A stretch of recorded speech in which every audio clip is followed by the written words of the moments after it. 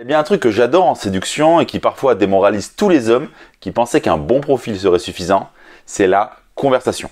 Mais avant qu'on parle de conversation, vous pouvez faire auditer gratuitement votre profil Tinder ou Adopt a Mec en cliquant sous la vidéo. En fait, cet audit de profil, il est valable pour tous les sites de rencontres que vous pouvez utiliser. Et vous découvrirez enfin pourquoi vous n'attirez pas aujourd'hui les filles qui vous plaisent le plus.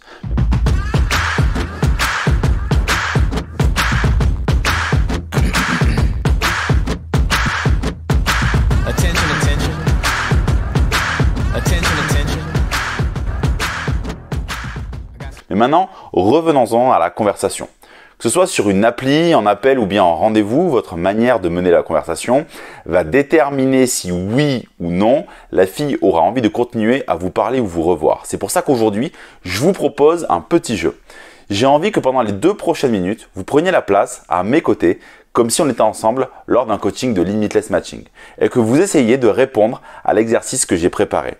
Je vous explique le contexte. Régulièrement, pendant le coaching Limitless Matching, je fais des sessions de jeux de rôle avec mes élèves pour qu'ils puissent améliorer leur répartie dans les conversations. Et généralement, pour rajouter de la difficulté, j'impose un timing de 1 minute pour répondre aux messages, pour qu'ils puissent à la fois travailler leur vitesse d'analyse et de réaction.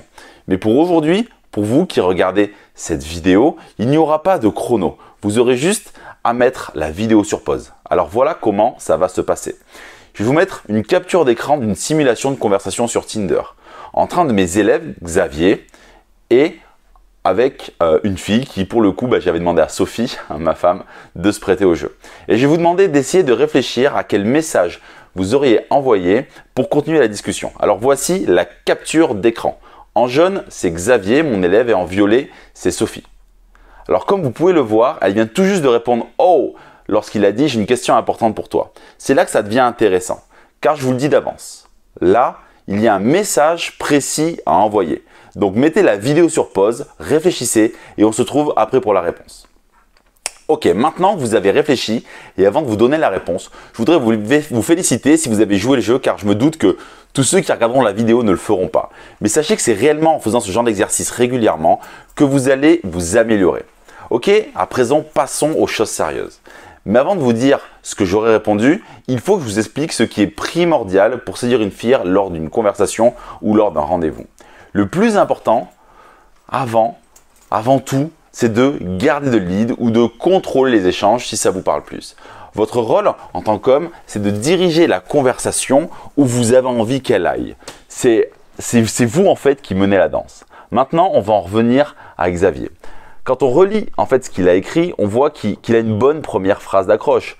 Il a un deuxième message qui est plutôt challengeant et un troisième message où il rebondit très bien. Honnêtement, c'est une entrée en matière qui lui permettra déjà de se démarquer des 95% des autres mecs qui utilisent Tinder. Ensuite, Sophie, elle lui donne un peu de fil à retordre en lui sortant un « je t'écoute ». Mais Xavier, lui, ne se démonte pas. Il garde le contrôle en lui répondant à un « j'ai une question importante pour toi ». Pour être plus fluide, il aurait été encore mieux de dire « j'ai une question importante pour toi alors ». Mais c'est un détail. Et puis après, on arrive enfin à la dernière réplique où Sophie répond à un « oh ». Là, c'était à vous de jouer pour trouver le fameux message précis. Ok, donc analysons déjà l'erreur la plus courante dans ce cas de figure. Celle de directement poser la question que vous aviez prévue, aussi bonne soit-elle. Pourquoi? Car le « oh » ne vous donne pas réellement d'indication sur comment Sophie ou la fille est prête à accueillir la question. Est-ce qu'elle est curieuse? Est-ce qu'elle est surprise? Est-ce qu'elle a envie de répondre à la question? Et ça, c'est à vous de vous assurer de la bonne réponse.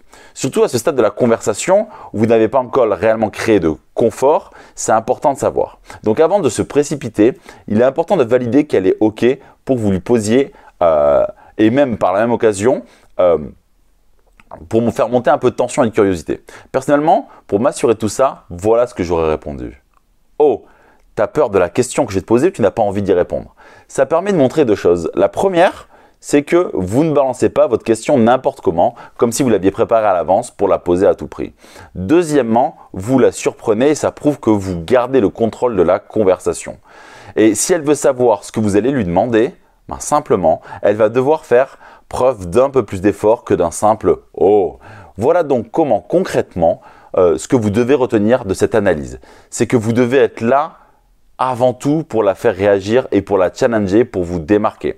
Si vous êtes trop prévisible ou vous lui posez des questions trop passe-partout, vous avez toutes les chances de rapidement perdre le contrôle de la conversation et passer dans la catégorie des mecs à qui elle ne répond pas.